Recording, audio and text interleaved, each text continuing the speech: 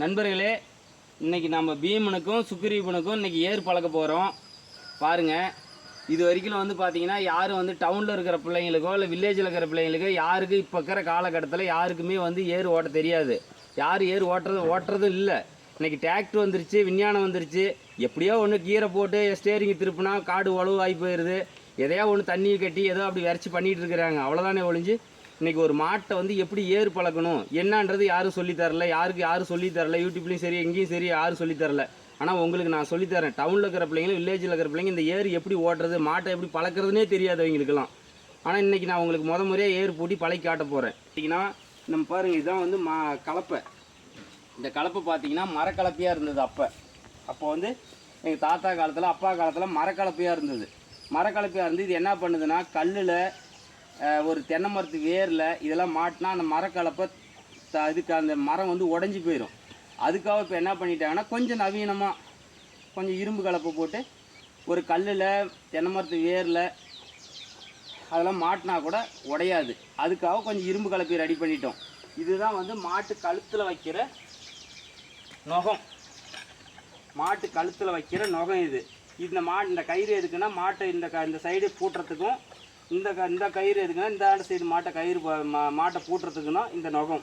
இந்த நுகம் எப்படி இருக்கணும்னா மாட்டு கழுத்தில் வைக்கிறது என்ன பண்ணும், மாட்டு கழுத்து காயாவாக இருக்கிற மாதிரி நைஸாக இருக்கணும். நைஸாக இருந்து இப்படி ஓட்டை போட்டுக்கணும். இது பேர் தான் நுகத்தடி. இது யாருக்காவது தெரியுமா? அந்த மாதிரி பேர் கூட தெரியாது.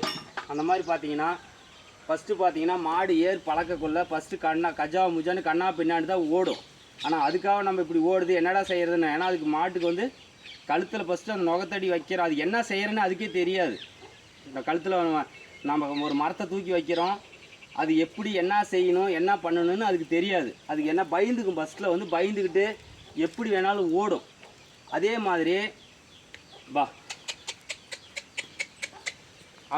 மாதிரி பார்த்தீங்கன்னா இப்போ பார்த்தீங்கன்னா கழுத்தில் மரத்தை வைக்கும் போது அது எப்படி என்ன பண்ணணும்னு அதுக்கே தெரியாத ஓடும் கசாமிசா. நம்ம அதுக்கோசரம் என்னடா இப்படி ஓடுது பண்ணுதுன்னு நம்ம பயந்து விடக்கூடாது.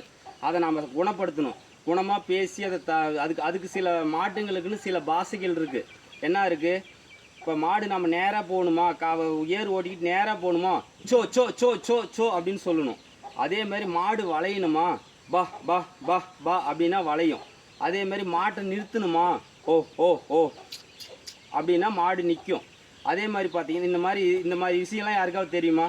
மாடுங்க வந்து நிறுத்திட்டோம், மாட்டை ஓன்னு நிறுத்திட்டு மாட்டை கிளம்ப சொல்லணுமா அப்படின்னு சொல்லணும். அப்படி சொன்னால் மாடு வந்து கிளம்பும். அந்த மாதிரி இருக்கும். இந்த பாஷையெல்லாம் ஃபஸ்ட்டு மாட்டுக்கு கற்றுக் கொடுத்துட்டு அதுக்கப்புறம் தான் நம்ம வந்து இந்த பாஷையெல்லாம் கற்றுக்கிட்டால் தான் அதுக்கப்புறம் தான் அது ஏறே போகும். புரியுதுங்களா? ஃபஸ்ட்டு இருங்க, இந்த விஷயத்த சொல்லிட்டேன். ஃபஸ்ட்டு டவுனில் இருக்கிற பிள்ளைங்களும் வில்லேஜில் இருக்கிற பிள்ளைங்க இந்த விவசாயம் இந்த ஏர் ஓட்டணும், இப்படி தான் ஓட்டணும், இப்படி தான் காடு ஓட்டணும், இப்படி தான் பழக்கணுங்கிற விஷயம் யாருக்கும் தெரியாது. உங்களுக்கு நான் காமிக்கிறேன். பழக்கலாம் அன்றைக்கி.